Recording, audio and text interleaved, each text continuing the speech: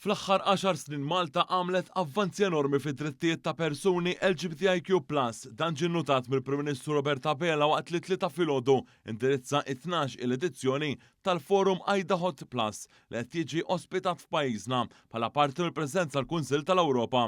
F'diskors fil-bidu ta' din il-Konferenza Ewropea, Dr. Abela tenna kif Malta rnexxielha tagħmel passi sinifikanti l quddiem lejn ugwaljanza ġusta għal kulħadd. Jifieri jekk taqbad il-materja li qed titħaddet dan il-forum dwar llum, il-materja tal-ugwaljanza nemmen li hemmhekk pajjiżna għamel mhux dak kollu li kellu jagħmel imma li minnu u aħna kburin ħafna.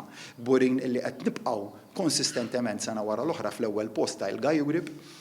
Minkejja l-istati membri oħra tal-Unjoni Ewropea u pajjiżi Ewropej sfortunatament qed jirregressaw, lura maħna nibqgħu l qudiem nimbuttaw din it-tema tal-ugwaljanza u non-diskriminazzjoni tant importanti għalina għaliex bekk verament li tista' titħaddet dwar soċjetà ġusta u għalhekk ukoll nemmen li din it-tema hija kruċjali biex nibqgħu ikollna soċjetà li hija waħda b'saħħitha u inklusiva.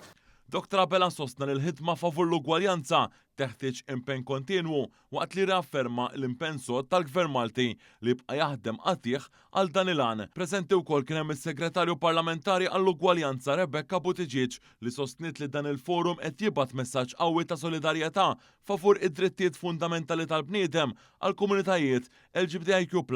Is-Segretarju Parlamentari semmit kif Malta fl-aħħar 10 snin dejjem ikklassifikat fl-ewwel post fl-indiċe tal-ugwaljanza ta' il-Guy Grip minn fost 49 pajjiż Ewropew.